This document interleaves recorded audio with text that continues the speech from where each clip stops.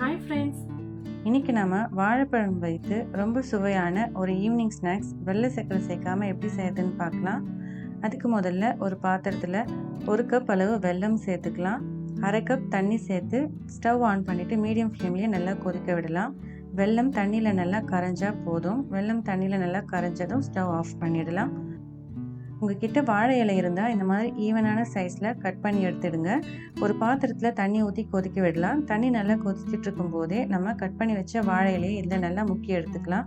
வாழை இலை தண்ணியில் எல்லா பக்கமும் படுற மாதிரி முக்கி எடுத்துடுங்க. 1 செகண்ட் 2 செகண்ட் தண்ணியில் முக்கி எடுத்தால் போதும். இந்த வாழை இலையை அப்படியே பிரித்து ஆற விட்டுடலாம். இப்போ ஒரு மிக்சிங் பவுல் எடுத்துக்கலாம். அதில் 1/2 கப் அளவு கோதுமை மாவு சேர்த்துக்கலாம். 3/4 கப் தேங்காய் துருவல் சேர்த்துக்கலாம். 1/4 டீஸ்பூன் உப்பு, 1/4 டீஸ்பூன் ஏலக்காய் பொடி சேர்த்துக்கலாம். இப்போ இதில் நல்லா பழுத்த வாழைப்பழம் சேர்த்துக்கலாம். நான் இதில் ஏலகிரி வாழைப்பழம் சேர்த்துக்கிறேன். சின்ன சின்ன பழங்களாக இருக்கிறதுனால நான் 5 பழம் சேர்த்துக்கிறேன். நீங்கள் எந்த வாழைப்பழம் வேணும்னாலும் சேர்த்துக்கலாம். 2 அல்லது 3 வாழைப்பழம் சேர்த்துக்கலாம். இப்போ இந்த வாழைப்பழத்தை நல்லா கையிலேயே நல்லா மசிச்சு விட்டுக்கலாம். இப்போ நான் வாழைப்பழத்தை கோதுமை மாவோடு சேர்த்து நல்லா பிசைஞ்சு விட்டுட்டேன். இதில் நம்ம ஏற்கனவே கொதிக்க வச்ச வெல்லம் தண்ணியை வடிகட்டி சேர்த்துக்கலாம். இப்போ இந்த வெல்லம் தண்ணியோட கோதுமை மாவு வாழைப்பழத்தை நல்லா மசிச்சு விட்டுக்கலாம். ரொம்ப திக்காக இருந்தால் நமக்கு வேக ரொம்ப டைம் எடுக்கும். ரொம்ப லூஸாக இருந்தால் வாழை இலையிலேருந்து வழிஞ்சு வந்துடும். அதனால் ஒரு செமி திக் கன்சிஸ்டன்சியில் இதை கரைச்சி விட்டுக்கலாம். இப்போ பாருங்கள், இந்த மாவோட கன்சிஸ்டன்சி கொஞ்சம் தளர்வாக இருக்குது. அது எதனாலனா நான் கொஞ்சம் வாழைப்பழம் அதிகம் சேர்த்துருக்கிறதுனால. இப்போ நான் இதை கன்சிஸ்டன்சி அட்ஜஸ்ட் பண்ணுறதுக்காக ஒரு 1/2 கப் அளவு கோதுமை மாவு சேர்த்துக்கிறேன். கோதுமை மாவை இந்த மாவோடு சேர்த்து நல்லா கலந்து பிசைஞ்சு விட்டுக்கலாம். இப்போ நான் சேர்த்த பொருட்களோட அளவுகளை சொல்லிடுறேன். 2 கப் கோதுமை மாவு, 3/4 கப் தேங்காய் துருவல், 1 கப் வெல்லம், 1/2 கப் தண்ணி. நான் ஏலகிரி வாழைப்பழம் 5 பழம் சேர்த்துருக்கேன்.